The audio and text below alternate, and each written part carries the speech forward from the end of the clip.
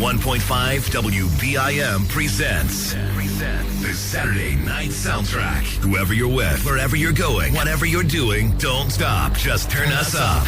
Coming to you live from the campus of Bridgewater State University. We are your destination for commercial-free classic rock to power your nights. Zeppelin, Rolling Stones, Van Halen, Aerosmith, Beatles, Eric Clapton, Pink Floyd, The Who, U2, AC/DC, Tom Petty, Allman Brothers, Ozzy, Neil Young, and hundreds more. Take us along wherever you go with the Livestream.com app in the iTunes and Google Play stores.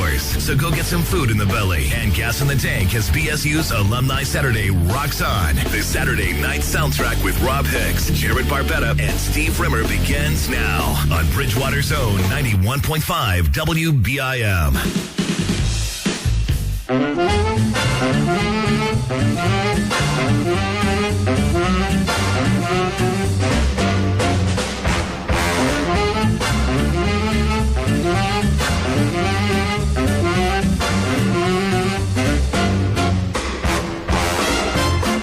Oh, you know what the music means. 91.5 WBIM Bridgewater. Saturday Night Soundtrack.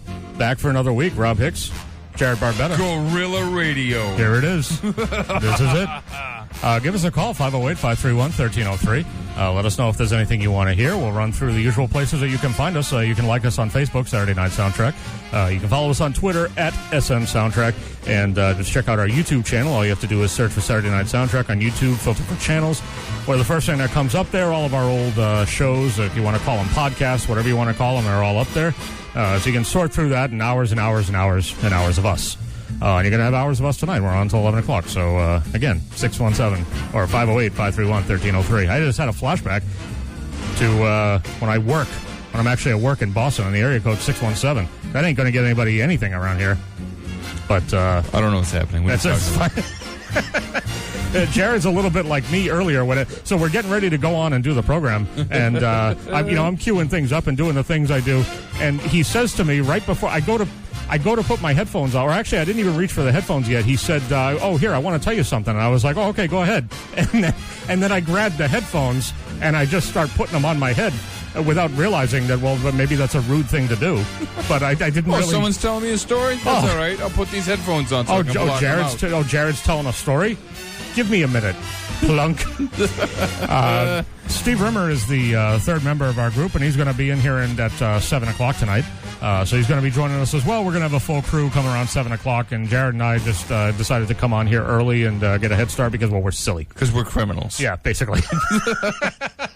We are criminals. Because we have absolutely nothing better to do on a Saturday than to just come in here and just decide to just take over if it's possible for us to take over. So it's possible because I got a beard. That's how it goes. And you got a mustache. I don't understand why the beard makes you more insane.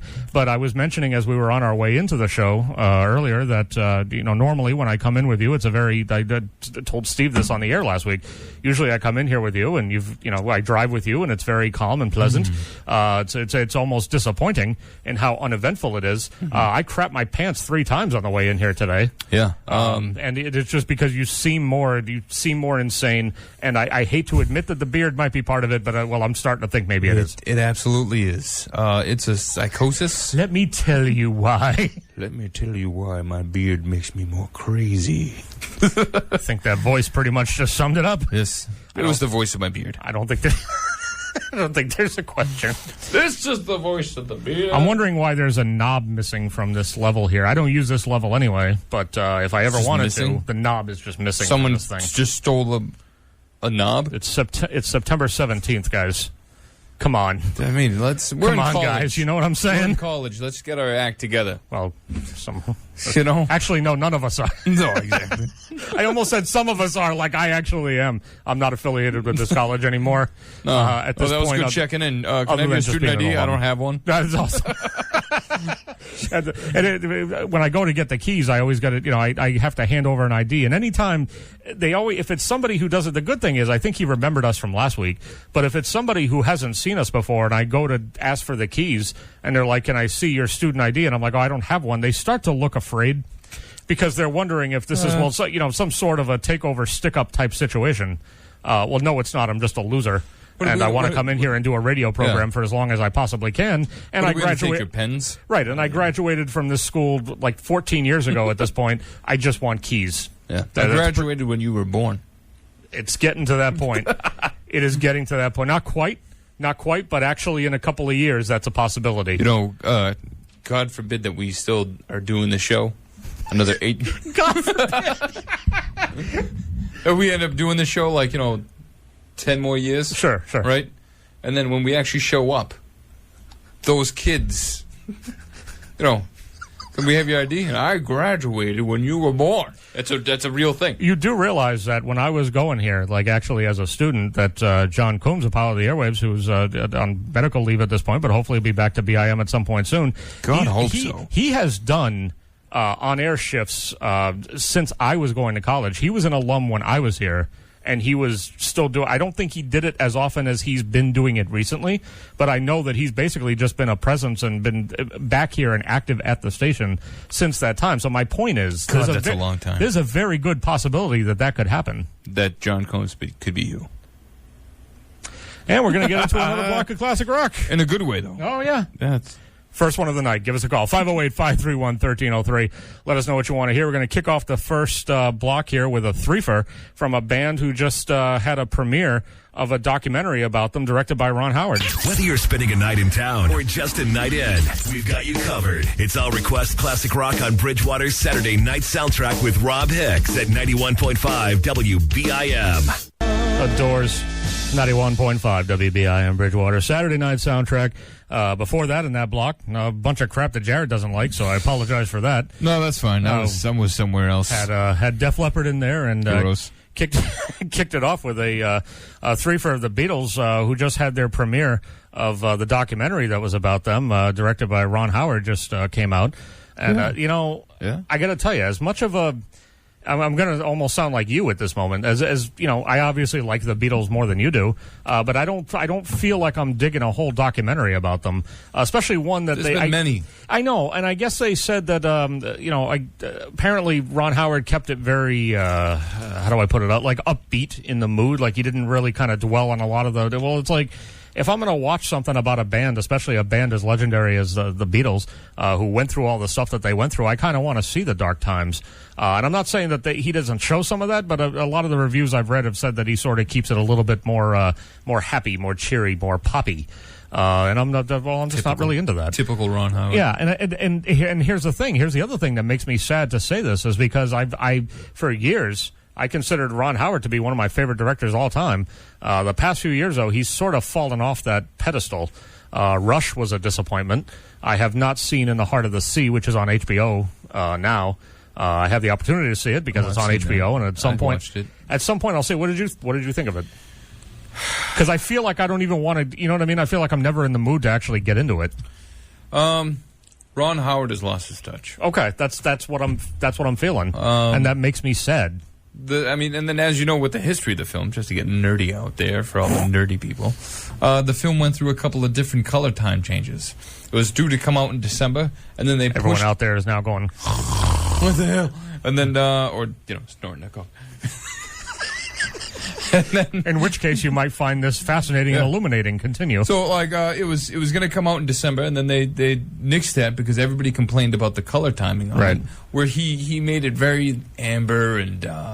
Was it very Beautiful Mindish? Because that was extremely amber. No. Okay. No, it was like amber and champagne and. I get what you're going. I think I get where you're going with this. It was terrible. And almost like dream quality, right? Like a dreamy kind of thing. Kind of like you're looking at sea glass. Okay. It was terrible. I don't know what he was thinking. So then they maybe he wanted people to feel like they were looking at sea glass. Yeah, I guess. And then they pushed the film over, and then I don't know what the hell happened. It was terrible. I want to own it because I want to add it to my Massachusetts collection. Right. But at the same time, because I'm a nerd. Yeah, I want to see him come back with something great. I mean, I loved his movies for so many years, and I just feel like we're talking probably 3 or 4 years now that he's gone without doing one movie that's impressed me, and even worse, doing movies that disappointed me. Well, that's kind of the problem when you've done something for so long. Kind of like Scorsese. I don't know. The Hugo, really? I did. You know what? I kind of dug Hugo, and there was a whole bunch of people who didn't like Wolf of Wall Street. It's one of my favorite movies of his. Yeah, that was a good one. I don't know about this new one coming up. Spielberg had his first bomb in forever. Yeah, he did. You know, and people are like, oh, what the hell? And I was doing another thing that's similar to it. And then it's like, Tom Hanks was in a film that nobody even heard about. Yes. And people are like, what, how'd that happen? Well, that's happened a couple of times now because Tom Hanks is that Sully movie just came out, obviously, directed by Clint Eastwood, and for some reason nobody talked about that either with the two of them. Yeah. Last year, Steven Spielberg and Tom Hanks did Bridge of Spies, which I thought was an incredibly underrated movie. I went to see it, and I liked it a whole bunch. But I'm a nerd, so maybe that's. Maybe that's par for the course. That's why we're here on a Saturday. Yeah, absolutely. Doing college radio. Absolutely. Because we're nerds. And talking about this crap on it. Nerds! So if you don't know what the theme of the program is, because you're like, holy God, what are these guys talking about? We do play classic rock, and we'll play it for you.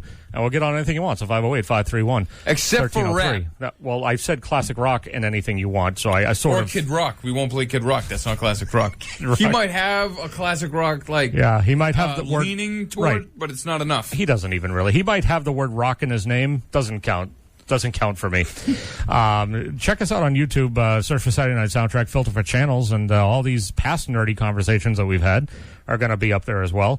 I've got a friend at work who just started listening to us on the YouTube channel, and it was great because I sent him the link for the YouTube channel, and he was listening to it at work because I went over to his desk to ask him something work-related, and I saw the Saturday Night Soundtrack thing on the left side of his monitor, and I was like, that's awesome. You know the funny thing about that is? Yeah. People at my office have been kicking up a storm. Like, I don't want to hear. No, hang on. Right, I don't want to hear about the people at your office because they flake out on us all the time. No. They flake out because it's my fault. Okay, explain this. Well, they always ask me what's the dial. I could never get the dial Jesus right. Christ. This is like the time. This is like sometime last semester when I was in your car and you turned on 95.1 on our way up here, and I was like, "The hell are you doing?"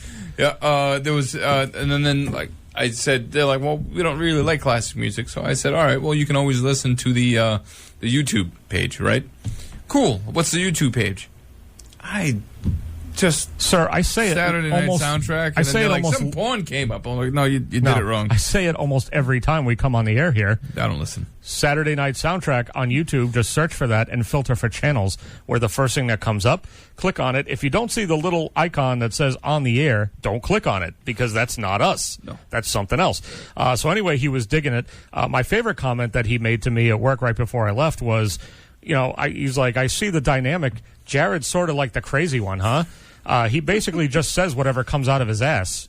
And Absolutely. I was like, well, yeah, that's pretty much, that's sort of, we would not have a show if that were not the case. Yeah, exactly. I mean, like, you have to have a crazy person in the show. That's the structure of how it works. You're the crazy guy.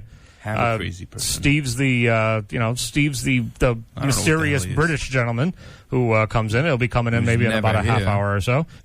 He's here all the time. He's here more often than you are, sir. This is an anomaly that you and I are doing the show by ourselves for right now. This is a throwback show, and it's a throwback to November of 2014. And I am I'm basically the straight man glue that holds the whole goddamn thing together. So that's how it works. And it's a dynamic that has worked for us for almost 2 years now, and hopefully will continue to work for many years to come. As we discussed in the last segment, don't know how many, but it could be a lot. As long, Steve's like 85 years old. He's still dragging himself in. Hello! What time is the program? He's listening. Can't get up the stairs! He's listening to us right now, flipping off his radio. Where's my oatmeal? I can't do the show without my oatmeal. Why do you sound like that? Because I'm old. That's almost us at this point. I don't know why we're... Oh, the only time we ever get caught at is when we come into the station. Yeah, absolutely. They just want to make sure we're not diddlers. That's about it. Another block of classic rock. Let's get into this. 508-531. Oh, boy, here we go. 1303. Going to kick it off with a song that was inspired by Bob Marley's No Woman, Don't Cry. If your bed is in a small town and that's good enough for you, you're one of the only listeners who can hear us on an actual radio. Congratulations. Bridgewater's Saturday Night Soundtrack with Rob Hicks on 91.5 WBIM. It's a James Gang at 91.5 WBIM Bridgewater. SNS radio show, James Gang featuring Joe Walsh, of course. And classic Joe Walsh, just a jokester, you know, doing one of these records that all the DJs think is just on its way out and done, and they can start talking, and then before you know it, the thing comes back for like a ridiculous 5 seconds for absolutely no reason, and here it is. That's a necessary 5 seconds, though, right there. Wrapping up a block of classic rock. Nirvana before that. Black Sabbath was in there. Bob Seger, back when he was calling himself, or his band, the Bob Seger System, for the Silver Bullet Band, got its full swing with Rambling Gambling Man. Had Cream in there as well, and the Police, Rob Hicks, Jared Barbetta, and it's a party now because Steve Rimmer's here. Woo! Oh, hello. Wow.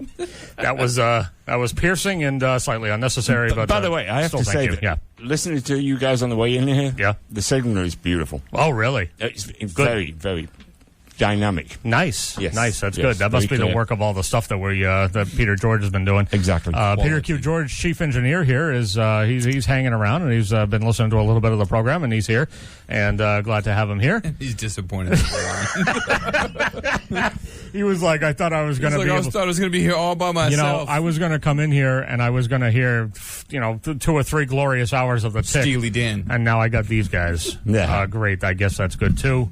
I guess that's fine as well. Great. Yeah. Call us up, 508-531-1303. Let us know what you want to hear. We're doing classic rock until 11 o'clock. We can get anything on that you want. You can like us on Facebook, Saturday Night Soundtrack. You can follow us on Twitter, @SN Soundtrack. This one's for you, Jared. You can search us on YouTube, Saturday Night Soundtrack. I heard this bit. Filter for channels. We're the first thing that's going to come up. If you don't see a little thing that says on air, don't click on it, because that is not us. It's a little convoluted. That's fine. It should just be, you go to search, you do this. I agree with that. Done. You got to keep the jacket on all night? Absolutely. Here's the thing. Had 1977 not happened, and had Saturday Night Fever not happened, we would be the first thing that comes up on YouTube. Exactly. The only reason we don't come up first is because of all these damn videos from the Saturday Night Fever soundtrack and all that gibberish. Speaking of that, yes, a lot of people are wishing that. I guess that we weren't here. Well, no, a lot of people are like, oh man, I wish. Well, no, there's that. I wish that disco didn't exist, right? But if disco didn't exist, hip hop wouldn't exist, and that'd be a good thing. Well, to some people, right? But hip hop wouldn't exist because without disco, there wouldn't be hip hop. Because what they used to do, during the disco song, strap yourselves in, children. Jared's about to give us a history lesson. Because during the disco song, right, they would have like these dance breaks. Right, and that's where that comes from. And here are the breaks, and then the guys would like take a breakdown. The guys would take the disco records, scratch them, and scratch them, and do the thing about it. It's kind of fascinating to think about. Oh yeah, but really fascinating. Man, I honestly, I don't really have a problem with disco but here's the thing. It's because of my nerdiness and the fact that some disco songs have been featured in movies that I hold in very high esteem. Yeah. So I hear the song and it makes me think of the movie, and my mind makes that connection, and I like the song because of the movie. Yeah. Would I like Dreamweaver had it not been in People vs. Larry Flint? Hell no. But it was in that movie, and great movie, and I hear it and I'm like, well, great song. I think of Wayne's World. There you go. Well, that's it. Yes, Wayne's World as well. But even so, different strokes for different folks. Yeah, Dancing Queen, Summer of Sam. Okay, there it is. I'm with it. I don't even like Spike Lee movies, but I like that one. Yeah. So there you go. Oh, I don't know. I like hip hop, like the old stuff. None of this Lil Wayne crap. But anyway, I digress. What about Nelly? You do digress. Nelly? I was hearing a thing the other day that he's got a huge tax bill. And they're trying to get people to download his music, and for every download he gets paid a percentage. But they need 2.4 million people to download it to give him the money he needs to pay his taxes. Or maybe he could put out a record because he hasn't put one out in 20 years. Yeah, that could be. Exactly. But whatever. That could be a classic rock station. People don't recognize him because he doesn't have the Band-Aid on his cheek anymore. At least I don't think he does. And they just don't know what to do with it. So. Yeah. Anyway, moving on. Yeah, moving on. People are going to start calling. This is our fault. People are going to start calling and requesting this stuff because we're talking about it. Yeah. And they're going to be like, "Well, you were talking about it on the program, so I thought it was okay." Clearly, it must have been. It must have been fine. What is that? I can't see. It's Whitesnake. Oh, but early Whitesnake. How early? How early? 74. Oh, good. That's when they were good. That's when they were good. Exactly. So we track later on. Now, is that live or studio or first album or what? It's a best of from 78 to not 74, then 78 to 84. Oh, okay. But there are 1, 2, 3, 4, 5 live tracks on it, but I'm not going to play those. I have a special. Okay. Yes. Okay, well, All right. anyway. Well, okay, we're good. Well, we're here. Hey, we're nerdy. Steve, remember the conversation that we had on the air last week about how when I drive in with Jared, it's always uneventful? Yes. And, well, if you were listening to the segment in the program on your way in here, you probably know. But, well, yeah, he practically made me soil myself about 3 or 4 times. Like, there was one time when I thought, sure, we were going to rear end someone getting onto 104. Uh-oh. Or we were already on 104, but we were at that bend where you come out by wherever the recycling thing is off on the left-hand side there. So we almost rear end someone. The other person goes. Jared's sitting there trying to wave the person on our left to go because they could technically go in front of us, and they're not moving. And he's like, come on, okay, come on. And all of a sudden he sees just traffic whizzing by in the other direction that they would have basically just broadsided. And he was like, oh, okay, sorry, I didn't realize, sorry. And then he just keeps going, and I'm like, sir, you're just proving me wrong all over the place from last week, and I just can't take it. No, I missed this conversation. Oh, yeah. it was you missed the ride in, too. Yeah. It was eventful. And then, for whatever reason, so we get in the parking lot, and instead of going and parking in the same place where we do a million times, he starts driving around, and he's like, well, what if we park at the very front of the parking lot? I thought it was a great idea. And I was like, well, why don't we just park where we always park, because there's never any problem, and I don't know if there's going to be an event going on where someone's going to question why we're parked here. They were singing the national anthem when I got out. Okay, so something was going on. Oh, yeah. Not at the same part where you rolled down your window and yelled woo, by the way. That happened as well. We were driving by the field there, the football field, and I just saw a bunch of people on the field, so I said, screw it. So I rolled down the window, and I just yelled out, woo! That must have been what I heard then. And then he immediately rolled the window back up, which was responsible of you because the air conditioning was on. So for that, I thank you. And then, so we're driving around real quick. So we're driving around the parking lot. He drives to the first spot he can possibly find. And I said, well, I don't think this is necessarily a good idea. Why don't you move in a little more? And he said, okay, I'll move in a little more. So he moves and parks right next to the spots that say faculty parking only? Mm-hmm. He parks next to the first spot next to those that does not have that sign on it. And again, I said, sir, I do not believe this is a good idea. Granted, I don't personally care what happens. It's not my vehicle. No. But I have to ride home with you, and if you get towed and we have to find out where your car is before I can get home, I would have driven you home. I'm not going to be pleased with that situation. Thank you. Yes. That actually, I didn't think that through. Just the one. I should have just let you park wherever the hell you wanted. Should have just let it happen. Yes. Let's get into another block of classic rock here and get some stuff on from that Steve's brought in and do all of that great stuff. Okay, good. Because we get enough time. Good. Fantastic. We got plenty of time. Oodles. It's too bad for you. Okay. People out there going, I just got a break from Saturday Night Sound. No, you don't. No, absolutely not. We keep coming back like a fungus. Yep. And you just can't stop us. Yeah. We're like that itch on the top of your lip. You know? Oh, yeah. I hadn't noticed. Well done, sir. Oh. What? Oh, he's talking about yes. your mustache. Yes, we'll get into that later on in the program. Yes. There's actually a little sidebar that's going on related to this, and we'll get in with it later. We'll actually talk about that probably in the 10 o'clock hour. It's a 10 o'clock hour type of conversation. Yes, it probably is. Yeah, so we'll get into that much later. Yes. SNS on BIM. Saturday nights with Rob Hicks. He's like Wolfman Jack. Without the beard, money, or timeless popularity. Coincidence? I think not. Bridgewater's Saturday night soundtrack on 91.5 WBIM. 91.5 WBIM. Saturday night soundtrack. Queen, Fat Bottom Girls, wrapping up a block of classic rock. Foo Fighters were before that. Heard from the Incredible Bongo Band. That was a request for Peter Q. George.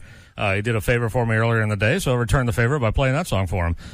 Thin Lizzy in that block as well, kicked it off with AC/DC. Rob Hicks, Jared Barbetta, Steve Rimmer just after 7. Yep, we're still here. And we're still here, and we're gonna be here for a while. And we did notice the Big Bottom Girls T-shirt. Yeah, you happen to be wearing. You have to play a song. You have to play the song if you're wearing the shirt. You He know, had to change his shirt 4 times, along with his flip-flops. Yeah, I did. Yeah. Well, you know what? Because a lot of stuff was going on when Jared first got here. As a matter of fact, let's tell this story. So the original Is plan. it early to tell the story? No, that's fine. Is it all right? That's fine. So originally the plan was we were going to just come in here for 7 o'clock. Because, Steve was being a wet blanket, and he was like, I think that's probably the safest bet. How about we do that? I gave you a flat-faced emoji and said okay, which usually means I'm thinking in the other direction, but I will acquiesce to the elder gentleman who probably has more experience with social things. Yeah. So in the No. meantime, I'm all ready to do come in and do the program at 7:00. Jared and I had talked about him picking me up at 5:30, or maybe even later if he was running late. So that seemed to me like he was nowhere near coming around. So I'm upstairs doing some stuff for the program, which is going to be great, by the way. You weren't coming around upstairs, were you? I was not. Okay. We got some bits coming up later on in the program, by the way, that are going to be fantastic. And, it was just a product of all my hard work here. Good. And you're going to hear the fruits of my labors. Does that sound right? I Yeah, can't that's wait. fine. There's nothing wrong with that. Already did. But somebody else probably saw the fruits of his labours earlier. Well, Fruits of my coming around. labors will be coming up later on. So anyway, point being is I'm upstairs in my office working on the program, putting some last minute things together, and all of a sudden, and I've got earbuds in, or at least I've got one earbud in, right, as I'm doing things, and in the background I hear, I'm like, what the hell is that? So I don't hear anything for a couple of seconds, so I keep doing what I'm doing. I know for sure I just heard that, so I take the earbud out and listen. Now, it bears mentioning that my brother-in-law is at the house, and he's been doing work on our basement. He's still doing work on our basement. Yeah. So he came over today to do some stuff. So I knew he was working down there. And I took the earbud out and I'm listening and I'm thinking to myself, I'm figuring it's got to be a tool of his of some sort. He's got, he had No, it's just a tool. I figure, he's got maybe a measuring tape that, when you pull it out and then you snap it back and it goes, I figure it's one of those. But that was a not Right. a psst. So I take the earbud out and one more time I hear very faintly, and then I don't hear it again after Where that. were you doing this? Psst. In his kitchen. He walked into our house. Yeah, He was okay. in our house doing this. I knocked a couple of times. There was no answer. So I said, screw it, I'm going to walk in. So I walk in, and I had to... So the point being is that so now I'm listening and I'm like, and I know it's not I know my brother-in-law wouldn't just go, psst. If he needs anything, I'm upstairs and I can hear him come up from the basement. Yo, Rob! So I know that there's not. I know it's not him. So, and I know it's not my wife because she doesn't go psst. It was just- she would just walk in the room. It was Jared. Yeah, psting it in was your- Jared. in your kitchen. So I'm trying to figure it out, and then so I go back to what I'm doing because I'm like, well, I'm hallucinating, or it's something that just doesn't involve me, so that's fine. And then I start seeing the message trails where he's telling you that he thinks I'm engaged in some sort of activity that Carnal activity. that I would love to take credit for would be less nerdy and At the would same give time, I'm married. and would give me more cred than just, I'm working on my college radio program at 38 years old up in my room. But that was actually what I was doing. And I think the noises he was here, I don't know what noises he thought he was There hearing. might have been the animals. But it might have been because we Like have your pets? If anybody doesn't know, we have pets. We have a lot of them. My brother-in-law tends to grunt and make noises and talk to himself when he's working. Like a perfect... As we all do. You know what I mean? Perfect storm. I just go in there and hear all these things. I'm like, the one time I decide to walk into his house, Right. It's the wrong time. It's like a circus in there. Yeah, And they're having a romp. Combined- They're shooting a porn up there. combined I with, gotta go. Combined with the fact that you weren't supposed to be at my house until 5:30. Why would I ever expect that you'd be there at 3:30 in the afternoon? I thought you said 4. Yeah. So I have him come upstairs, and I text my wife, and I'm like, well, Jared's here because she's in the room with the cat. We have to leave the cats in the bedroom with the door locked, or the door closed, rather, because my brother-in-law has to be able to go in and out of the basement with the doors open, and I don't want him to be worrying about tripping over cats and cats getting where they're not supposed to be. So I text her so that she just knows who is coming upstairs at 3:30. Psting when he wasn't supposed to be there for another 2 hours. And so then he comes in and I'm just all thrown off and I'm trying to, and Jared's seen me frazzled. And this is basically what it was because I thought I had a good 2 hours to prepare for the program and now I got like 20 minutes. So thank you. But I'm glad in the end, I'm glad he showed up early because we were able to get on here early. I apologize, Steve, because I thought he maybe would have let you know that we were and the whole time. So then my brother-in-law needs my help right before we leave, right? So I go downstairs to help him out with something, and in the meantime, Jared's tapping his wrist at me, like, you know, like we're going to be late, when he's the one who's ridiculously early in the first place. He could have taken that time to perhaps send you a message and let you know, hey, Mr. Rimmer, I thought he was at work. we're going to be there a lot earlier. I never work past 1:30. Should you not be working, and should you happen to feel like you would like to show up early, And be I my would've guest. I thought maybe he would tell you that. I think my wife- My apologies on behalf of Jerry. My wife was biting at the bit for me to leave. Sure she was. As a matter of fact, you can follow us on Facebook, by the way. If you like us, Saturday Night Soundtrack, you can see all these great things that we post. Like we posted a status earlier in the evening saying that we were live now, and your wife just responded to it with a whole bunch of applause emojis. Oh, okay. Yeah. Thank God my husband's out of the house. Well, that's basically what it is. My Your wife was husband is? Yeah, I don't know where he is. I mean, my been gone for 20 wife years. was the same way too. But well, she knew that you were there because she could hear you. Psst. And I wonder if she heard the psst, because it was actually pretty loud for me I to be made able it to hear loud. it with the earbud in. I don't think that would have been my choice of noise to make to try and alert attention So to what myself. would you have done? Yo! I did. Right. I walked in and I said, hello. You did not. Yes, I did. That's a bald-faced lie. No, it's not. That's I a walked bald-faced in, lie. I said hello. I did there was not no hear answer, that. So then I was like, all right. And then I heard the noises. I was like, maybe I'll just psst. And Can you imitate the noises you thought you heard with your mouth? Not on the radio. Okay. It's Would it be like the time that Steve was making noises, but they were all British? Oh yes, oh yes, oh yes. No, it was a lot of panting and a lot of like scuffling going on, springs and such. It was like I don't know. He has a very vivid imagination. Yeah, it wasn't anywhere near anything as great as you thought it was. Thank you for nothing great about it. I thank was you, horrified. thank you for thinking it, but that's not what was going on. I was just preparing for the program. Maybe that's the noises you hear when I prepare for the program. I thought it was like one of those. I thought it was like I one of do those, like this show a lot. Exactly, yes. And I do put a lot of effort into it. I thought it was just like one of those pity things. You're like, well, you're gonna go and hang out at the radio because you got nothing to do. Here you go. You know, I'll toss you a little bit of action. Toss you a little bit of action. Be careful with the toss words. Oh, we don't disappoint here. No, we don't. It's a Saturday Night Soundtrack. This is what you got. So Here we go. You're welcome. Saturday afternoon soundtrack. No, we're officially night now. There we go. I'm We're in. night. Bad Company's on deck. SNS on BIM. Got it right It's here. time to dust off some crusty, dirty old relics. Maybe they'll clean some of the records too while they're at it. Rob Hicks, Jared Barbetta, and Steve Rimmer. The Saturday Night Soundtrack on 91.5 WBIM. Well, that is Whitesnake at 91.5 WBIM Bridgewater. SNS radio show. That's not the version of Here I Go Again that you're used to hearing. That was off the compilation of Whitesnake, the early years that Steve Rimmer brought in. It was a collection of tunes that they recorded between 1978 and 84. Did we narrow down which year that one particularly came from? Yeah, or is 82. That one was 82? And then they re-recorded it in 87, and that was the big number one hit. You know, the version that everybody knows. Yeah, but there's a version big that not a hair lot of band people know. version. The big hair band version. Yeah. The big glam, just everything, all out version. I know. Do you realize that when he put out the first single from that rehashed album in 87, he didn't have a band? And the video that he put out, he used like guys that he thought looked good. And then he said if the track made it, then he would hire them as the band. So they weren't actually part of the band when the actual video was put out. Oh, nice. So did they actually play? So if he was just looking for guys who look good, did they even play instruments? They did, but they Okay. didn't play on that track. Got it. Okay. He used session guys for the track. Interesting. Yes. So Oh, that was the big days of MTV. Guess so. that's one way to audition for a band.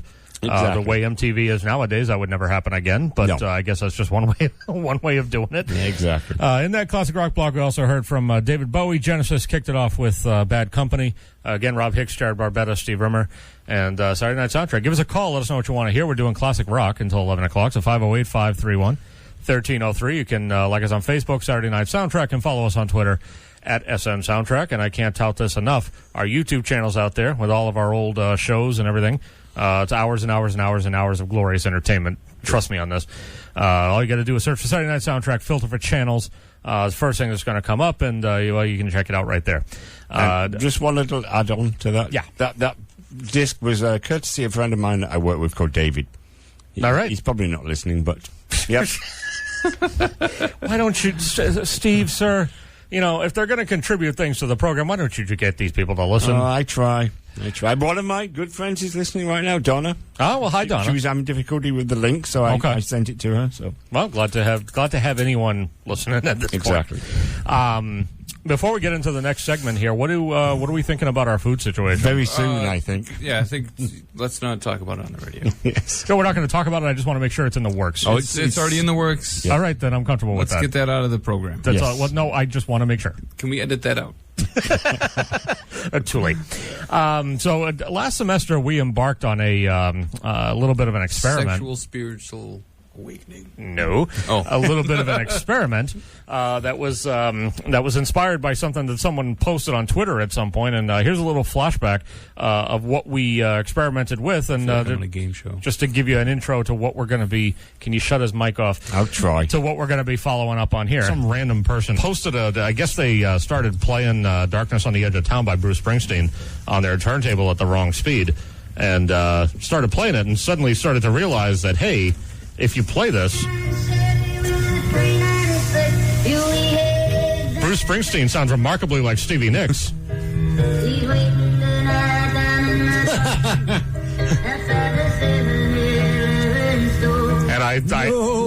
And which led me to the question of, I started thinking to myself, well, you know, here on SNS, I believe that, you know, it's up to us as research people to test this.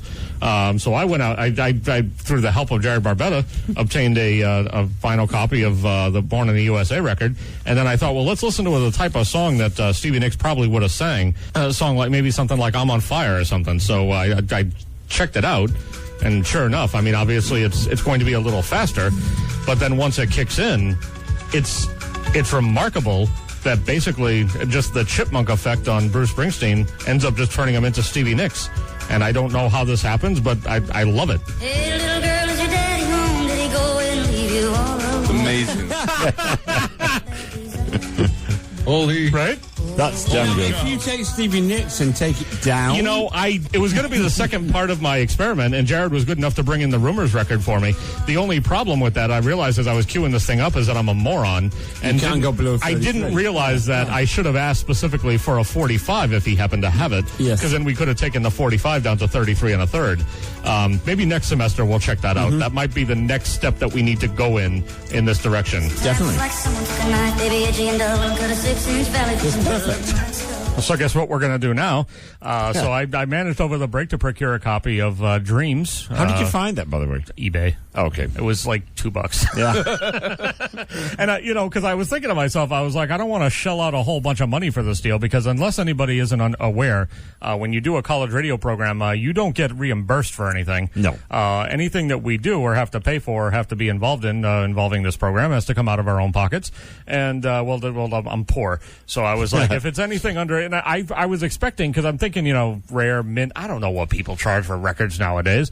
I was like, whatever anybody's charged, especially if it's going to be in good condition or playable condition for the program, I was expecting it to be up there somewhere, and it was like $1.99. And then I think I paid, it was one of those situations, Steve, where I think I actually paid as much, if not more, for shipping, yes, than to actually get the damn thing. But at least I got it, and I got it in like... Not that this isn't a commercial for eBay, but I got it in like 2 or 3 days. That's pretty good. They told me it was going to take 2 weeks. I got it in like 2 or 3 days, and I was happy. So here it is. So we're going to check this out. Now, did you try this ahead of time? Yes. Spoiler alert. I don't think this works as good as we thought it was going to. But I have to follow through because I said I was going to follow through. So. This is Stevie Nicks on a 45 plate. Yes, this is Dreams. This is the 45 single of Dreams from the Rumors album, of course. It doesn't quite have the same pep in its step that I'm on Fire had, but let's check out what her voice sounds like if you try to take her down to Springsteen level.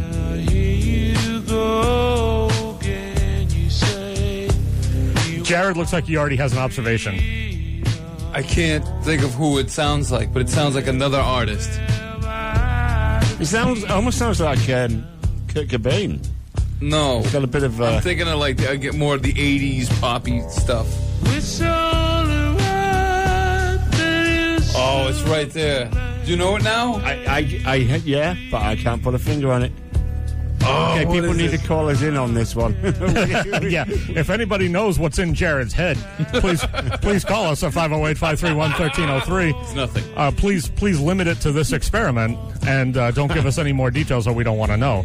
I don't know if it reminds me of an 80s artist necessarily, but it's creeping me out. It's got something that I can connect to something, but I just can't put a finger on it. I don't like it nearly as much as I liked I'm on Fire. No. At 45. Doesn't sound like Springsteen. That thing had some good pop to it, and this thing is just slow and creepy. It sounds like some guy. It certainly does. And I can almost hear the song in my head. I just can't. I would listen to this, though. Oh, I would, too. I like dig it. This is it's creeping me out. You know I mean, there's a part of it that I like, and there's another part of it that's just making my skin crawl. What's on the B-side? Songbird, which I believe is a Christine McVie tune. So it's not like we can take another Stevie Nicks song and see if it does the same. Yeah. I mean, it's 2016. You know, transing things are huge. Maybe I should have tried to find one that was more. I thought she did more of the in this one, but maybe I guess she doesn't do it as much as I thought because I'm not hearing it at this speed, at least. No, but I dig it though. Can we play the thing through? No, we're going to play the actual song through though. So I'm just going to take this down. There you go. And then we're going to play the song the way it actually should be heard. I feel like that sounds much better. 91.5 WBIM Bridgewater is Fleetwood Mac for you. Dreams off the Rumors album. Give us a call for request, 508-531-1303. It's a Saturday night soundtrack, and we're doing classic rock till 11 o'clock. Now here you go. Heart is on 91.5 WBIM Bridgewater. Saturday night soundtrack, wrapping up a block of classic rock. Had two Maggie songs right before that. Rod Stewart, Maggie May. Bob Dylan, Maggie's Farm before that. Stevie Nicks and Tom Petty and Fleetwood Mac kicked off the block. Rob Hicks, Jared Barbetta, Steve Rimmer, just a bit after 8 o'clock. Hello. It's already after 8? It's after, yes. Isn't that wow. Isn't that crazy? Isn't that a chocolate? Yes. Yes, it is. It's a chocolate too. Like I thought it was. It just shocks you, you know, because like you wake up one day and all of a sudden you're like, damn, I'm 50. Well, I think we got to. Hopefully, we got a ways to go before that happens. That happens? Well, it will happen to you guys. Well, yeah, it'll happen to us, but I mean, like, for you, like, once you hit a certain age where you're like, where did time go? No, not really. No, really? No. No. Well, there you go. All right. So Eat a sandwich. And then it's just you and I. Yeah. 508-531-1303. Give us a call. Let us know what you want to hear. We're here for the next 3 hours playing classic rock until 11 o'clock, so we can get on anything that you want. Live programming is always better than the tick. Yes, there is a little asterisk next Do to they know anything that you want. Yeah. Right. Classic rock related. That's why I always say the classic rock part Well, first. see, again, then that's when people suggest Kid Rock. And, like, Well, that's yes, not he classic has a rock, leaning then. on it, but he No, has a leaning on it. it's not but happening. It's related. No, it's not related. happening. He takes Wolf, the Werewolves song, and mixes it with another song. And Yeah, that's a mashup. That's not an actual classic rock track, and we're not doing it. No. Well, that's why I'm saying there has to be a little asterisk next to it. Yeah, okay. So, brevity is what I'm after here, brevity. Just show me how you do an asterisk on the radio. Exactly. You know? Like this. So he says something, and I go right after that, and then it's done. That's going to be annoying really quickly. It's a master of sound effects. Really quickly. I am. Yeah. So I was born for the radio. as I was mentioning, the live radio is always better than the tick. I was bringing up the conversation that you and I had, Steve, last semester, where you asked me a very philosophical question of what does tick actually stand for. Oh, yes. And I was unable to give you an answer. And can you now? Well, I think so, but not because I validated this in any way, but just because it makes perfect sense. I was talking to my wife about it, and I said something. I made some off-the-cuff comment about how it's better for us to be in here than the tick playing, and then she was like, "Why do they call it the tick?" And I was like, "Yeah, I don't know why they call it the tick." She's like, "Oh, maybe because it's like a ticker, like a news ticker back in the day." Oh, possibly, yes. You know But who she would know but the she answer? just threw that out like right away. Well, that's what women do. You know what I mean? And it was annoying because I think that's she's how you right. get lost, And she doesn't give a crap about any of this, and so her being right about it is just fairly annoying. Yeah. Well, isn't it usually annoying when they're right about anything? Yeah, but I'm annoyed every single day of my life in that particular case. Yes. Steve, you and I are married. We know not to each the other. situation. Yeah. You know who would have the answer? Peter Q. George. Absolutely. So he should call in to let us know. Isn't he just in the next room? Yeah, he is, but he's not listening to us. So the chief engineer of our radio station is sitting in the next room, and he's not listening to the program. Sort of like we've had people sitting in that room with you guys not listening to the program, which is nearly impossible to do, but somehow people manage. Yes. Speaking of life's little annoyances, here's another one of mine, and that I understand. Here's the thing. I realize that it's going to be this is one of those situations where I'm sure someone's going to jump in and be like, well, you can just turn that off. I don't want to have to go in and start turning a whole bunch of damn flags off and everything. So on Facebook, right? Have you started to notice now that you can tune out of this conversation because you're not involved. I'm gone. Steve, have you started to notice people doing that whole live thing? No. Okay, so there's a live button now on Facebook. It's been there for a bit. It's been there for a while, where people can just, instead of just recording videos and then posting them, they can actually do a live feed on Facebook. And the trick to that, or the caveat to that, is that if you are friends with any of these people who do the live feeds, it'll come up as a notification. So-and-so is live. Oh, God. Okay. So in a situation like you understand I was in earlier today, yesterday, the day before, where I was eagerly awaiting notifications about something that was important and relevant and that I was waiting to find out about, I would get a notification and I'd go, oh, crap. I sounded like you. Oh, crap. And I'd go to my phone and I'd look, so-and-so is live. Yes. Because I give a crap. Exactly. I don't care what this person's talking about. And no disrespect to any of it, but it doesn't matter. Like, I'm for example, just to bring up a name of somebody who's not listening to us anyway. Okay. I'm friends on Facebook with fellow alum Doc Rock. Yes. Right. Great guy, and he's always been very nice to me when we have the reunions and all that, and the business, and he's very nice. He does live things almost every day. Oh, God. I'm getting notifications almost every day that he's doing live stuff, and I'm like, well, I've got to find a way to make this stop. But every time I see the notification and I realize someone's live and that's what the notification was and it annoys me, it goes away, and then I forget about it until the next time some jabroni is live, and I'm like, damn it, I forgot to switch that off. I was going to say, there's got to be something that you can do. And then, but now it seems like, but the problem is, it's like, I'm going to have to figure it out because the thing is spreading like wildfire because now that because you know how everybody thinks that all their statuses are gems. Oh, yeah. Everybody thinks that anything that they have to broadcast live is just, Peabody worthy. Oh, absolutely. So they're, like us on this program. So they're just going to start posting everything live. One of my wife's friends posted something live just the other day. And again, it came at a crucial time where I had just commented on something and was waiting with bated breath, as you understand, for a response to this thing that I was looking at. So-and-so is live. I give a frig. We never did get a response at all, though, did we? No, we're on this. We're basically here. And anybody doesn't know, we're the Saturday Night Soundtrack, but we don't actually have full permission to actually be on the air at this point. We're pirate radio. We're pirate radio. We're the pirate. Gorilla. We're the pirates of the airwaves. Exactly. We're like a Chinese version of another show that's been on this station. Yes. And there it goes. Yes, exactly. So I didn't know if you'd noticed anybody who had been caught up in all this live business, and if you have, it's just annoying. I'm lucky, I guess. And I apologize if you happen to see. I'm never going to do it, so you're not going to get it from me. Good. But you're going to get annoyed from other people.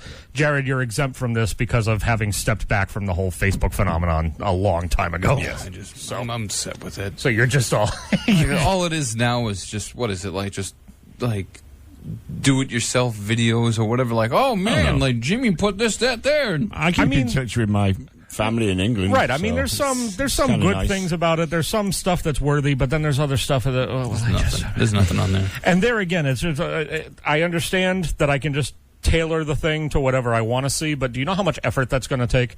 I don't want to go in and try to figure out how to shut off some things so that I don't have to say. I just don't want to see it. Yeah. So that's me complaining. You have a phone call. That's a phone call coming in. So we're going to get on with the classic rock. 508-531-1303. You got SNS on BIM. So, you just spent hours putting together the perfect classic rock playlist? Yeah. Yes, sir. That's so cute. This Saturday Night Soundtrack with Rob Hicks on 91.5 WBIM. It's The Who at 91.5 WBIM Bridgewater. SNS radio show wrapping up a block of classic rock. Guns N' Roses before that. Led Zeppelin, by request of dedication, kicked it all off with Rush. Rob Hicks, Jared Barbetta, Steve Rimmer. Hello. Hello. Hello. Hello. Hello. Let's just all do that. Hello. Let's do that all night. Hello. Hello. Hello. Give us a call. People hate us. It's a call if you want to. Well, two people don't hate us because now we dedicated a song.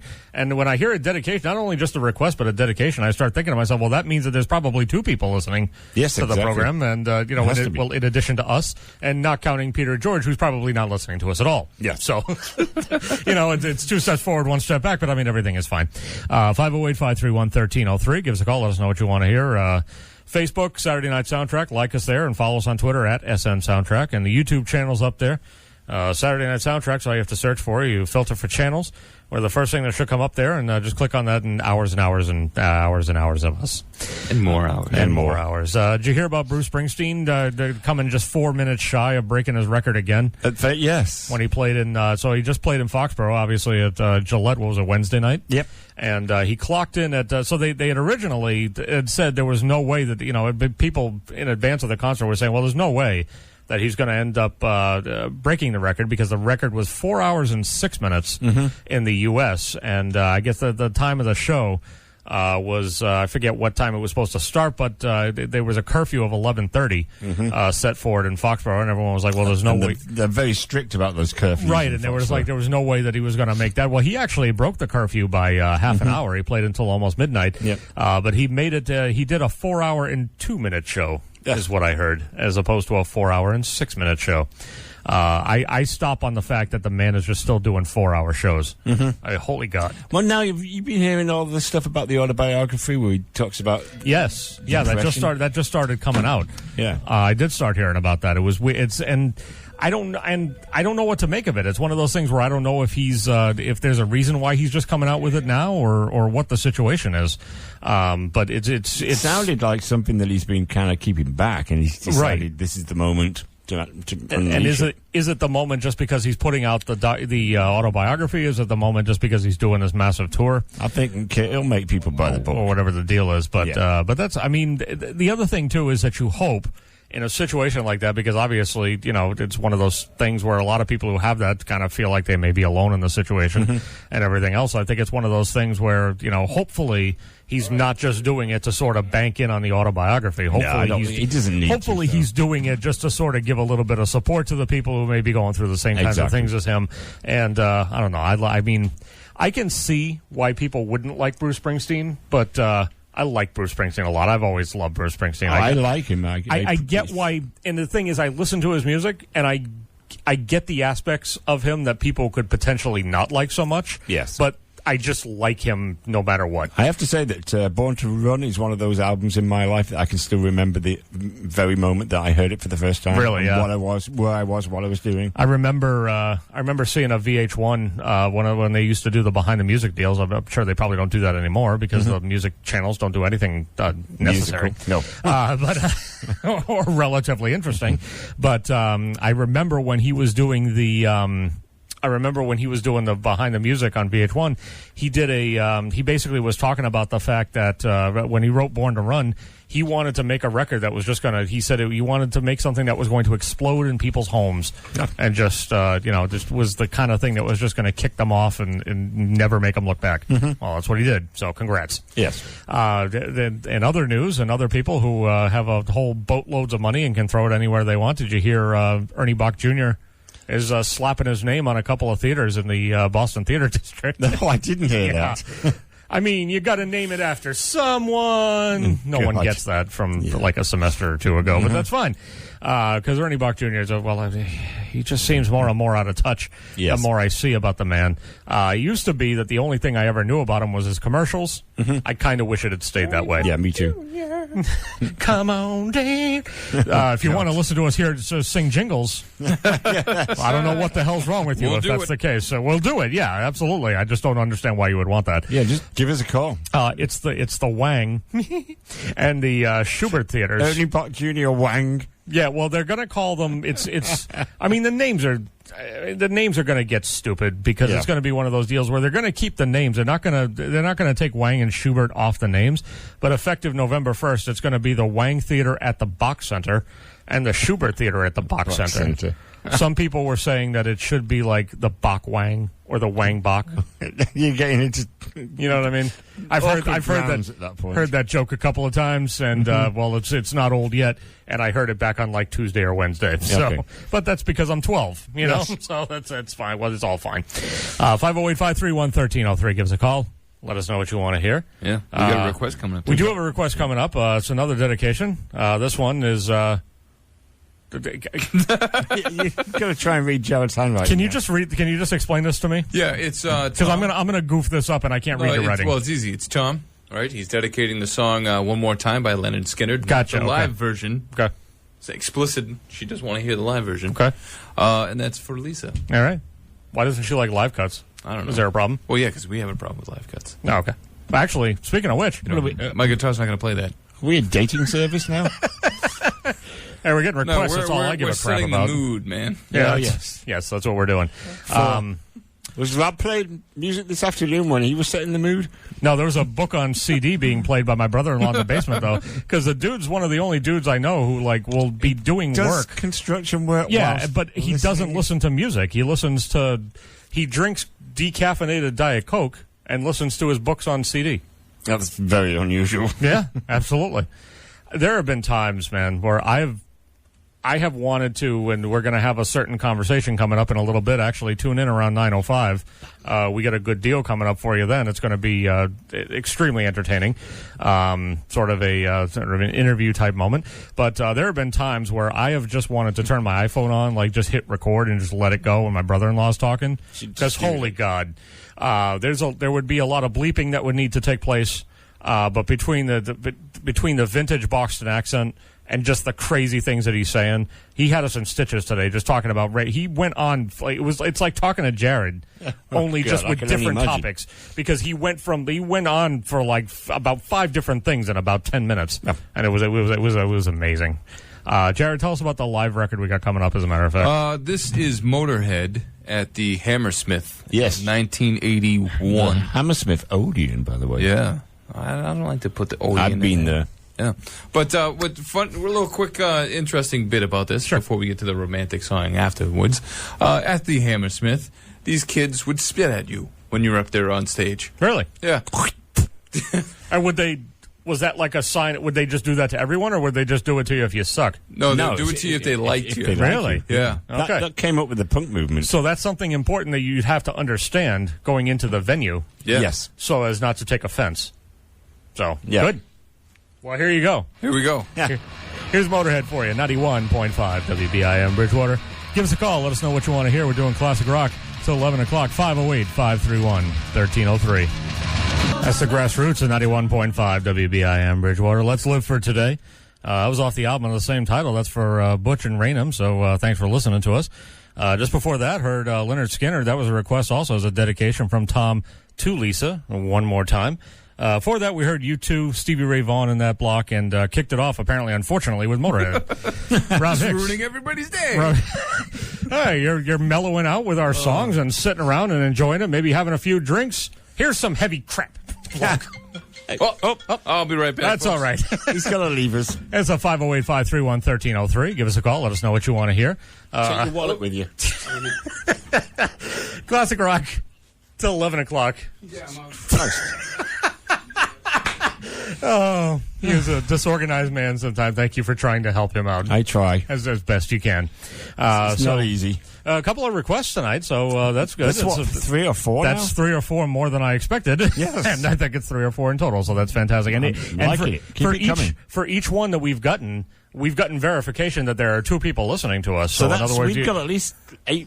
Right, you got the Tom and Lisa going on. You got Butch and Raynham. He said he was sitting around with his wife having some drinks in the yard and all that. Yeah.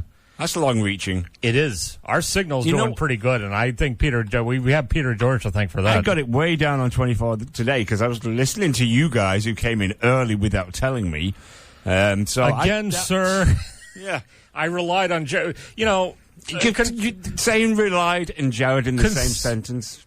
Agreed. Agreed. My apologies. I mean, I just assumed since he showed up at my house at 3:30 going, psst, that, it would have naturally followed that he might have, kind of clued you in on the fact that, we were going to be here a little bit earlier. No. And I had wanted to come in. I saw your point, but then I also am greedy. And then he showed up early, and I was like, well, that's a sign that we should just go and just see what happens. I'm just sorry we didn't do the 3 to 11 thing again. Find out what's going on. Oh, that would have been awesome. That would have been awesome.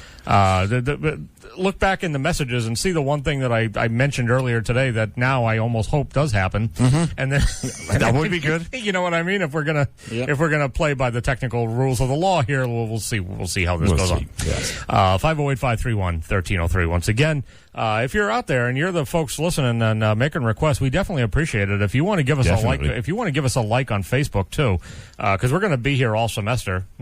Hopefully.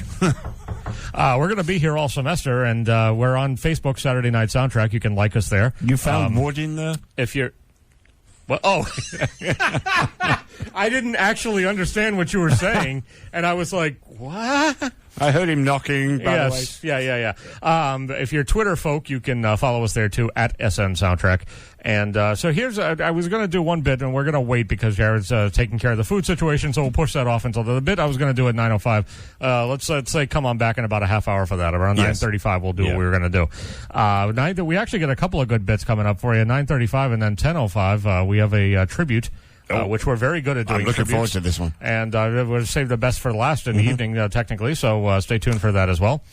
And I'm sorry, you look like you were about to say something. I'm just like, holy crap, it's almost 10:05. It's only 9:05. No, it's only 9:05. But the fact that it's still almost 9:05 is a little bit amazing, or past 9:05 now is a little bit amazing to me that we're into the 9 o'clock hour in general. Here's a thing that amazes me. We have so my wife and I have this neighbor. Right. You have a neighbor? Yes, and we refer to him as White Car Guy. Okay. The reason we refer to him as White Car Guy is because so he drives a white car. But the interesting, I mean, most of the time that wouldn't be there's no big deal about your neighbors. I mean, whatever, they are who they are. My wife and I are not very social people. In other words, we don't get to know the neighbors. There are no block parties on our street. I'm totally with you on that. I could give two craps. You know what I'm saying? But it's just I understand. I mean, if you're in that kind of a neighborhood and that's sort of your deal, I get it. More power to you. It's not our kind of thing. We're just not social people like that. So, it's not unusual that we wouldn't talk to our neighbors. But this guy intrigues us because he doesn't seem to ever go anywhere. Oh. And so the white car's always there? Right, the white car is there, and I mean, I work from home 2 to 3 days a week, depending on the week. But you're at home. I don't think I'm at home, and I'm working. But the thing is, like, there are also days that obviously I go and work. So I'm going to be, moving about, and our vehicles move about, and we're gone for hours and hours and hours at a time. That's a normal thing to have happen. This guy, he doesn't leave. He never leaves, and when he does leave, he either goes for a walk, he does, white car guy things. He goes out and gets groceries. He likes to get, cases of beer on occasion. Oh, that's nice. And then other than that, he never seems to really go anywhere. And we're trying to figure out if he's either under some sort of weird house arrest deal, but that can't be the case because he does go places from time to time. We're trying to figure out if maybe he's in witness protection of some sort. Well, you wouldn't see him if he was. Right, or there's a slight potential that maybe he's an undercover policeman who's keeping an eye on nefarious things that are going on in the neighborhood. We just don't know. Like his neighbors. Exactly. Like us. And this crazy guy who's coming in here going, psst, no matter what's going on. So we don't know what the deal is with White Car Guy, but we'd like to figure it out. But I almost feel like at this point it's going to be a Thorwald, like a rear window deal. Yes. Like I don't really want to know. I've got a couple of pairs of binoculars if you need to borrow some. Yeah. Well, I kind of want to. If I'm going to do it, I want to do it all completely retro. I want to get like Jimmy Stewart had, and I want to have like the long, angled lens. Oh yes. You know what I mean? I have one of those, and do it that way. I have one.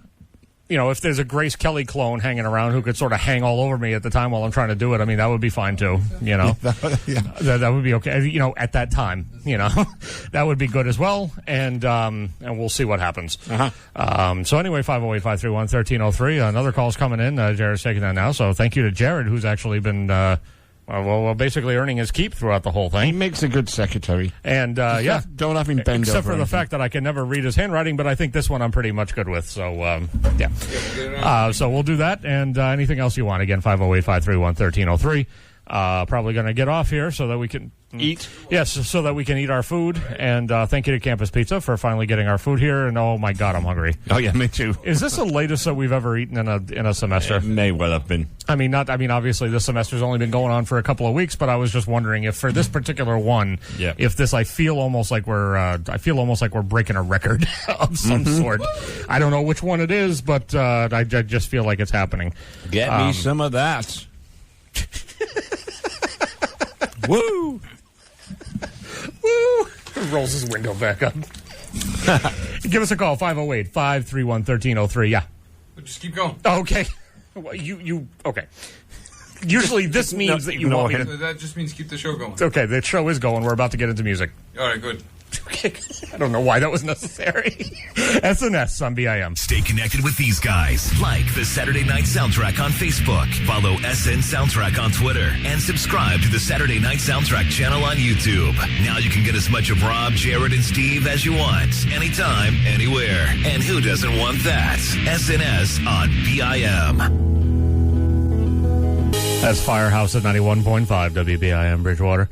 SNS radio show. It was a dedication from Lisa to Tom, Rob Hicks, Jared Barbetta, Steve Rimmer. Hello. Hello. Hello. And two things better happen as a result of all of this. Lisa and Tom better seal the deal, and we better at least get a like or two on Facebook out of this whole thing. Exactly. Or at least a baby named That's after all us. I care. No. I'll settle with the. Let's relax. I will just settle for a Facebook like from one of them. It doesn't even have to be from both of them. I don't really care. We're helping you guys out. Give us a like on Facebook. Sounds Music's not free. Yeah. Give us a call, 508-531-1303. Let us know what you want to hear. Jared had this is an interesting conversation that he had with a friend of his. We've been told to leave names out of it, so some names have been bleeped out of this conversation. But is there any kind of setup that you would like to do for this before we plunge into this I think epic discussion? I think it almost speaks for itself. All right. It's just the plunders of not reading what you're doing. Correct. So Jared has a friend who, as everybody knows, Adele just played the, what was it, the TD Garden? Yeah. Yeah. This past Wednesday night. And Called the Boston Garden. yeah. And his friend got tickets, actually begrudgingly got tickets. And if that doesn't make sense, we'll just listen to this conversation that Jared so carefully conducted an interview for. The site came up and it was sold out within minutes without even being able to load. For the Adele tickets. Adele tickets. Now, this is Jared and his friend at work, by the way. Was here, and she goes, "Why don't you try Vivid Seats? That's the site I usually use to buy tickets." Not realizing it's a third-party site. Yeah. So I go on there, and I see 4 tickets to Adele, $446. So I was like, "Oh, that sounds like a good deal," because I was expecting it. When Ticketmaster showed they were like $70 a pop or something like that. I'm going to interrupt here real quick and just say that if there is any moment, Jared, at which you'd like to maybe expound on something, you don't have to, but just put a hand up and I'll just hit pause on this deal and you can talk about whatever you want to. You too, by the way. One thing though, he says it's $400, but on Ticketmaster it was $70 a pop. Well, wouldn't that be cheaper than $400? Well, once again, as he'll explain later in the clip. Yeah. Just got to listen. Yeah, it continues. Okay. Somewhere around there, like the good ones were. Yeah. Went to go purchase it, and we had just gotten our bonus and a bunch of other stuff, and we were going to use that to pay bills, right?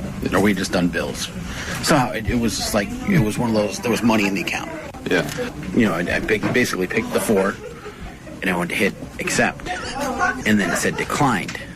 I'm like, for $400? Now, at that point, would you not just maybe stop this process and do a little bit more investigating to find out why the thing was being declined in the first place? Or, you investigate beforehand, but... Correct, whatever. because this vividseats.com was something he was not familiar with.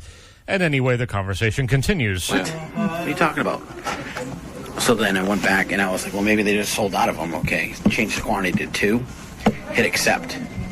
Then suddenly the amount flashed on the screen. $1,065. For Adele. For 2 tickets. I was livid. I was trying to stop it instantly. Maybe they should have called it lividseats.com. Yes. Because they were the site was being deceptive. I will never use that site again. But, so, I couldn't stop it. Tried to stop the bank, to get the bank to stop it. Tried to see, get the site to stop it. The site wouldn't do anything. Like, it just turned it, like, it was funny because it was like, That's hilarious. About it. Yeah. Like, hey, you want to buy Adele tickets? Was the joke. So that's why I think whenever I walk by, somebody says hello, and I say hello from the other side, because it was kind of an inside joke there. I'm sorry. Was that the worst? It's the worst. Has this happened more than once in your presence? All the time. Oh, great. Every time. Fantastic. Hello from the other side. It's not funny.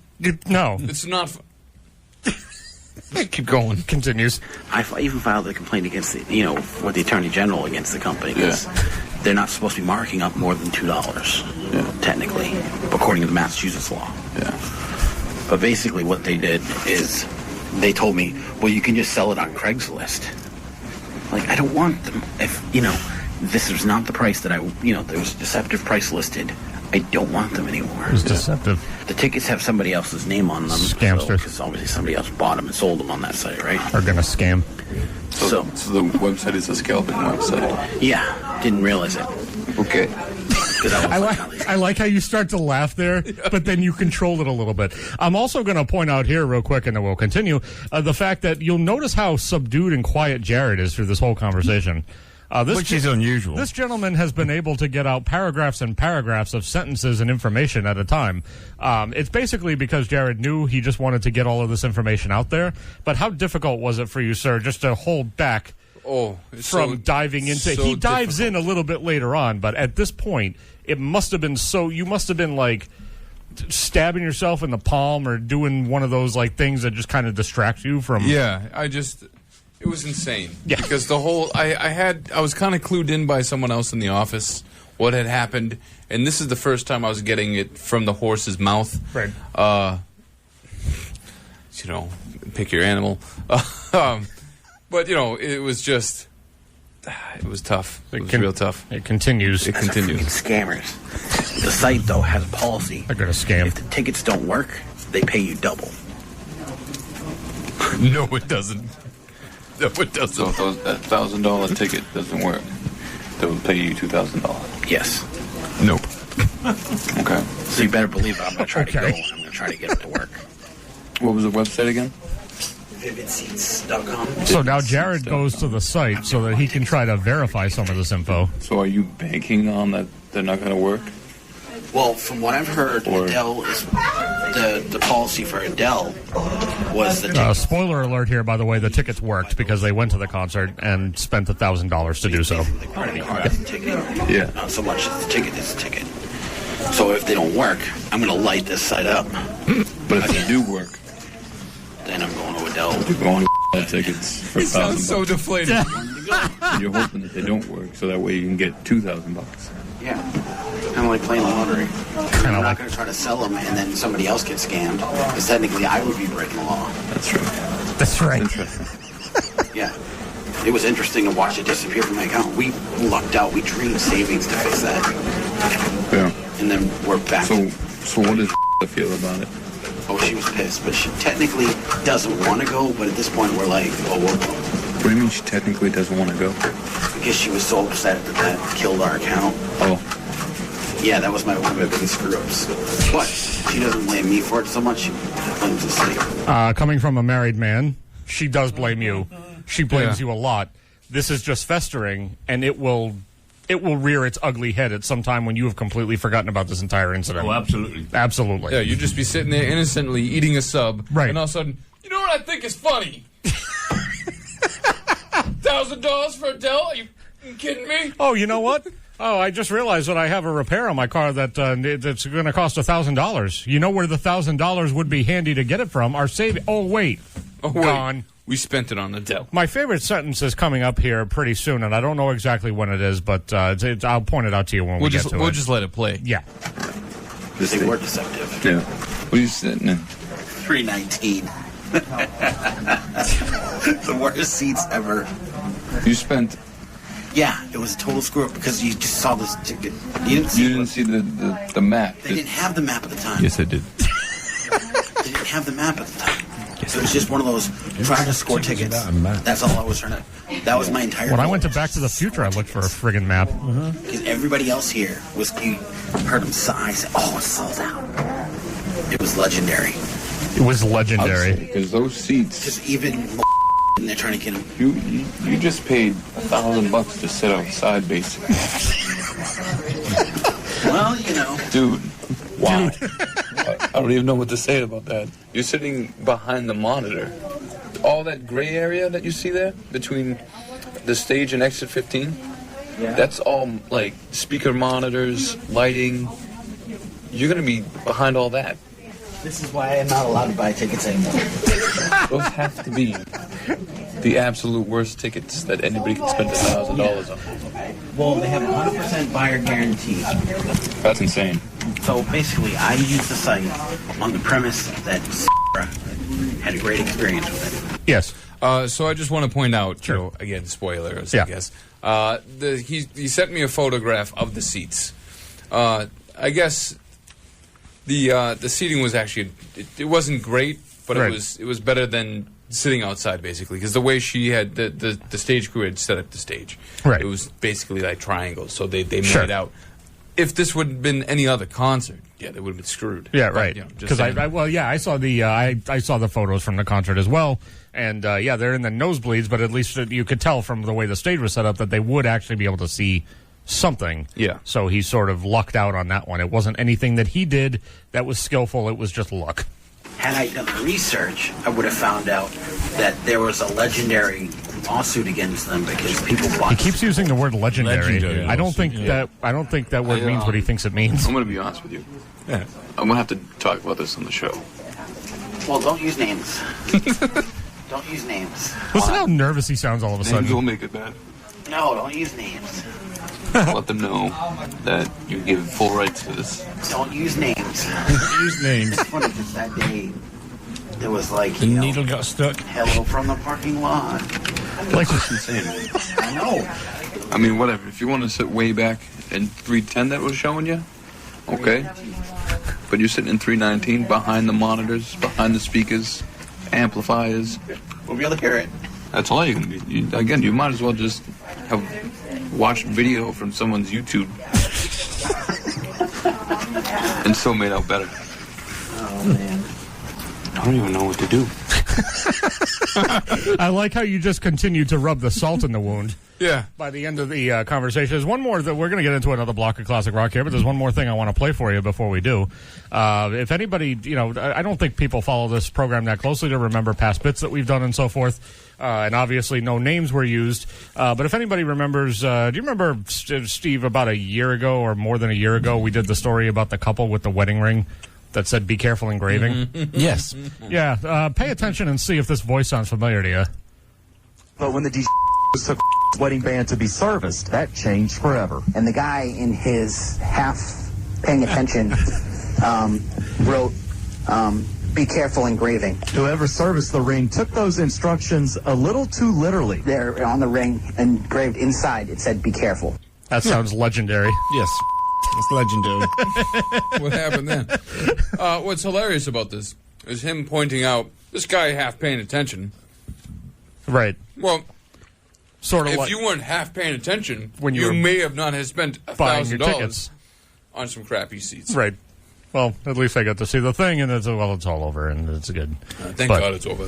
Hopefully he'll never. And you need to keep an eye out, because if he does ever try to purchase tickets for anything ever again, someone needs to just put a stop to it. It just needs to end, and they need to. I understand he's not allowed to, but someone needs to enforce that. If that's the case. So real quick Yeah. before we go to the Yeah, next yeah. block, because I know people are waiting now. Yep. They're like, "What the hell did we What just sit is- through?" why? Oh, I'm glad they played our song before that. He did go to the show. The tickets did work, obviously. He sat there, and it was a great time. And he made complaints about people on the front row that spent a lot of money because they were on their cell phones. 10 minutes after that, he shows me a photo of him catching a Pokemon on Adele. Oh, Jesus. It was a Jigglypuff, to be precise, which apparently is a very rare Pokemon, and for him to be able to capture it on Adele, well, that was even better. Yeah. And you know what that is? That's legendary. Legendary. I hate you. Another block of classic rock coming up here. SNS on BIM. The Saturday Night Soundtrack. Saturday night. Saturday night. Saturday night. Saturday night. Actually, pretty nice little Saturday. WBIM. It's Whitesnake at 91.5 WBIM Bridgewater. Saturday Night Soundtrack. That one again. Now that my life has been saved. That is. That was from Lisa to Tom. And, Jared took the call, and I advised him specifically of some of the things that, we've discussed here to make sure that we get a Facebook like out of this whole deal. Better. And also, on top of that, we mentioned the idea of potentially having, the firstborn that comes out of this whole situation to be named after us. And I said I didn't give a crap about that, but the more I think about it, the more I kind of do. And, I'm not talking about like Rob, Steve, or Jared. I want you to, 5 years from, 10 years from now, introduce your kid. This is my kid, Saturday. What's his middle name? Night Soundtrack. Yes. and then whatever, pass beyond that point. Give us a call, 508-531-1303. We're going to have one last classic rock block before we leave for the evening, so you can make your request part of that.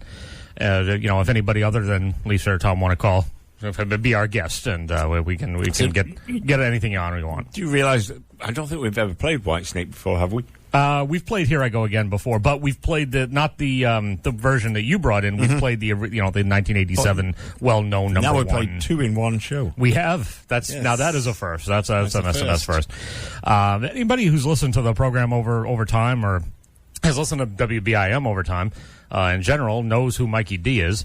He has been the janitor and the maintainer in the. This is a strange way to call campus, isn't it? Really, yeah, I don't understand. But and I feel like maintainer is a step above janitor. But then when we ask him about other things, like, hey, that light bulb's out, and he's like, I'm not an electrician.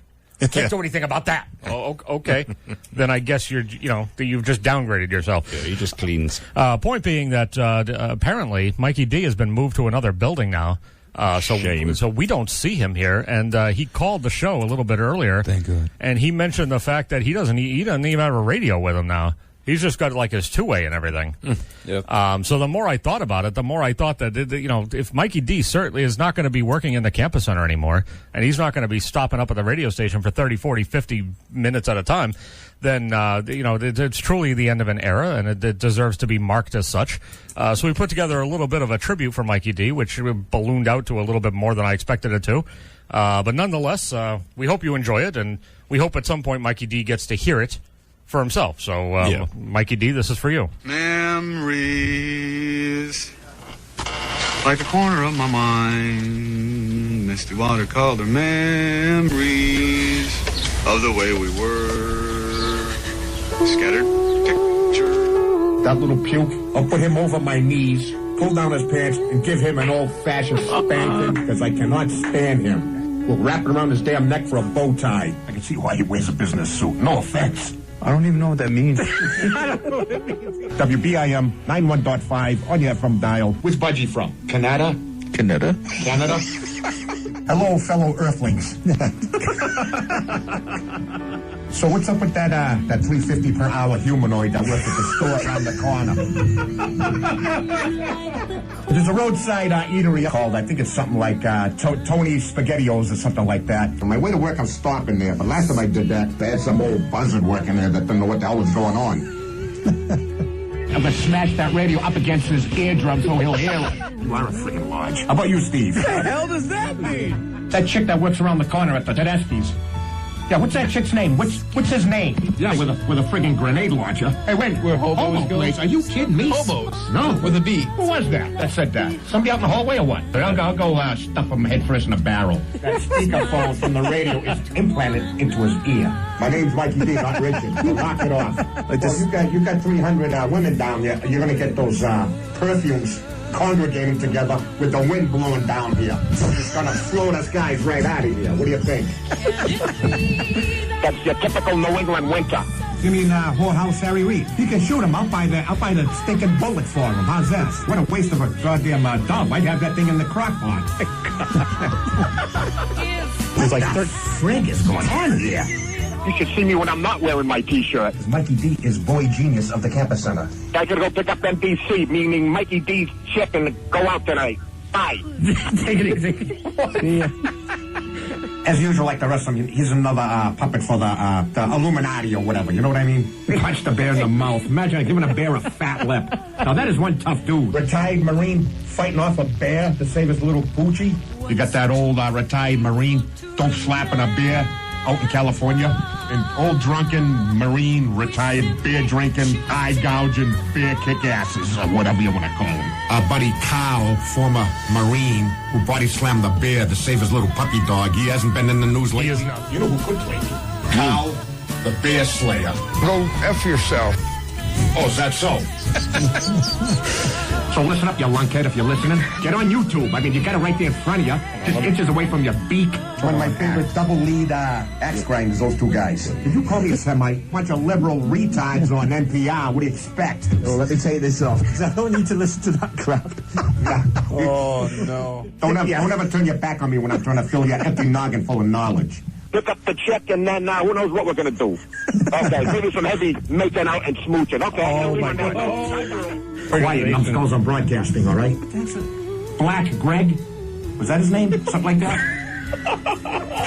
What's up with Black Greg? Greg Black. But I was only clowning.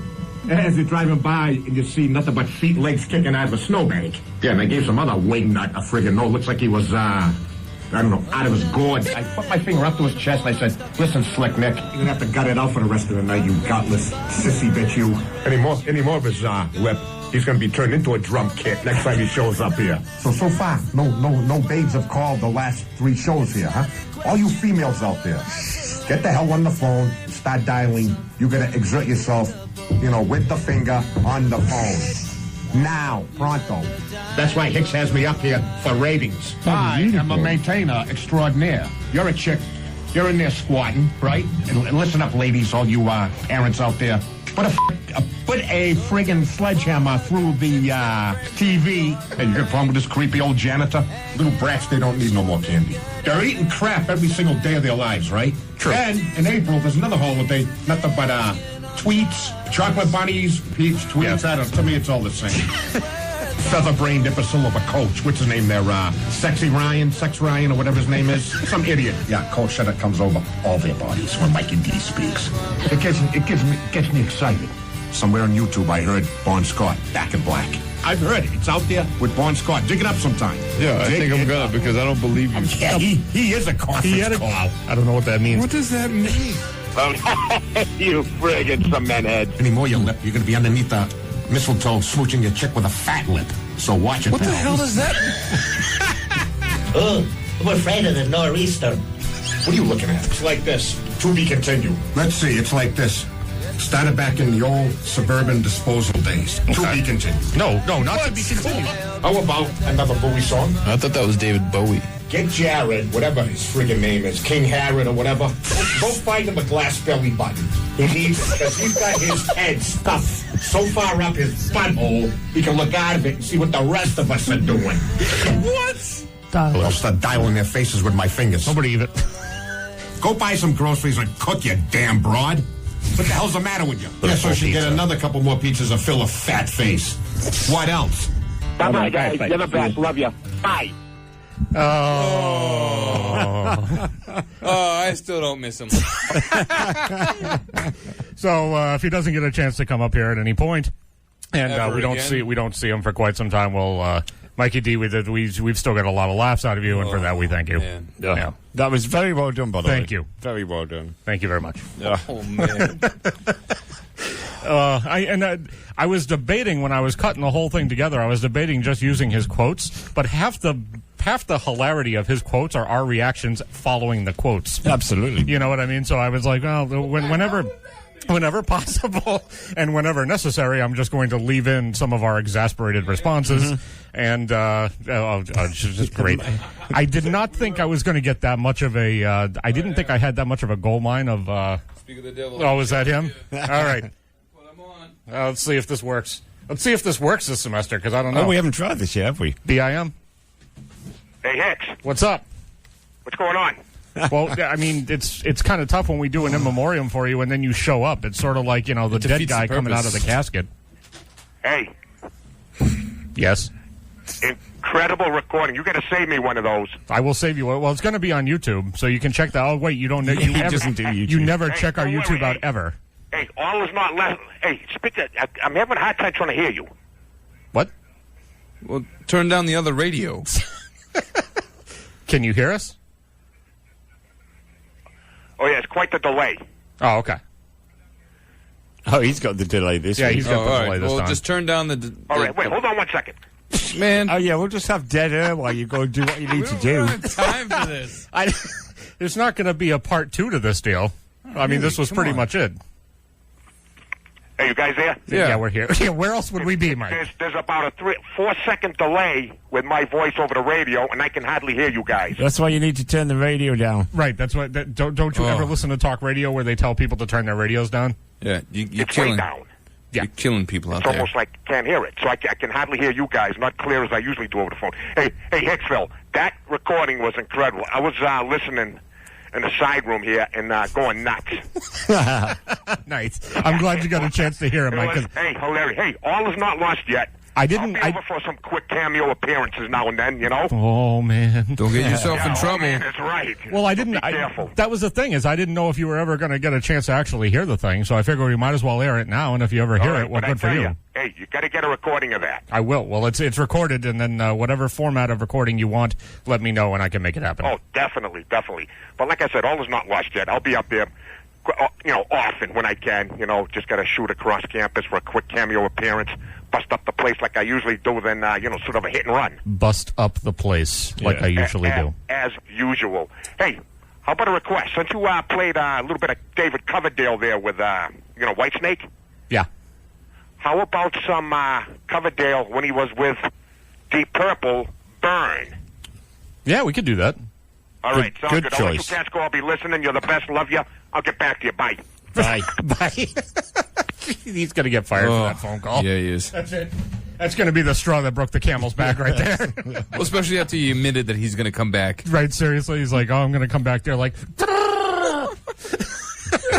the boss is probably listening going, I knew... Are you serious, Mike? Are you serious? Is there a building I can put him further away Are from? you effing serious? Mm-hmm. He's going to end up across the campus, like at the dorms on the other side that nobody goes to. Remember the buildings we had to park near when it was snowing? Yes. He's going to end up down there eventually. That's what's going to happen. Jared, we got a Metallica song to kick off the next our last block for the evening. So tell us about this just to piss one. off people who are like, getting all cozy. Yeah, I mean, I figure by now We're not the show to get cozy with. It's first of all, it's way after 10 o'clock. Second of all, we just played a 6-minute tribute to Mikey D. I think those people have stopped listening to us by now. So we're good with that. So tell us about Metallica. It's off the album that is still celebrating its 30th year. It is a song based on those television evangelists. Yes. Yeah, couldn't get that out for some reason. So there you go. What's the name of it? Yeah. Oh, it's Lepa Messiah. Well, there you go. There you go. Ready? Yeah. Yes. Here we go. And then, We're and then all ready. he counts it off. There you go. 91.5 WBIM Bridgewater. Give us a call if there's anything you want to hear in the last block. 508-531-1303. It's classic rock till 9 o'clock or 11 o'clock on SNS.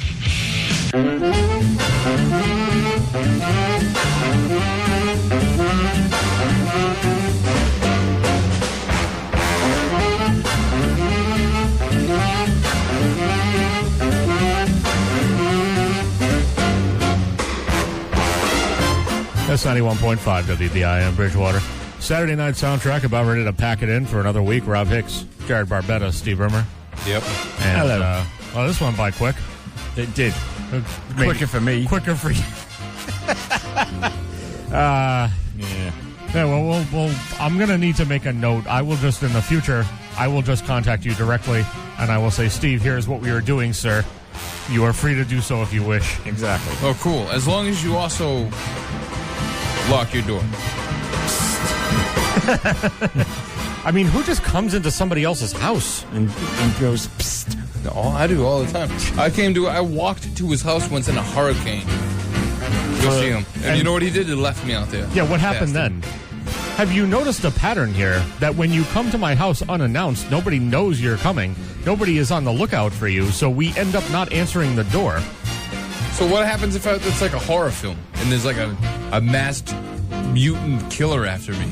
Oh, I thought you meant there was a masked mutant killer trying to get in the house. I was like, well, we're all set because we have not answered the door, and I think the answer remains the same. If there's a masked mutant killer after you and we don't go near the door, then we're fine. I walked into that one. You did. Just like my house. Yeah. Thank you to everybody who called this evening. I feel like there's more. We get a lot of calls from a smaller volume of people, but we still appreciate all the calls, which means that they were listening to us for the entire night, which was good.